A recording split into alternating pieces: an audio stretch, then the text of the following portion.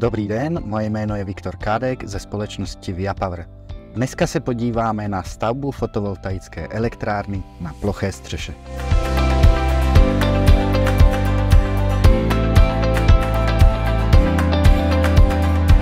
Nejčastější alternativou pro rovné střechy jsou samozátěžové konstrukce. Používají se konstrukce hliníkové, zatíží se dodatečným betonovým balastem a na závěr se poukládají na konstrukci panely. Druhou variantou pro rovné střechy je použití tzv. Plastových van, které jsou v jednom kuse. Plastová vana se naplní taktéž zátěží z betonu a na plastovou vanu se položí panel.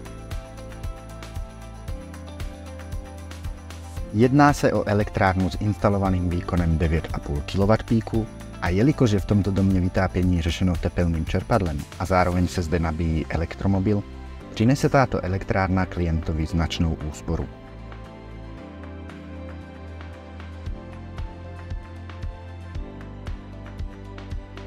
V případě tohoto projektu jsme zajistili dotaci ve výši 245 000 korun.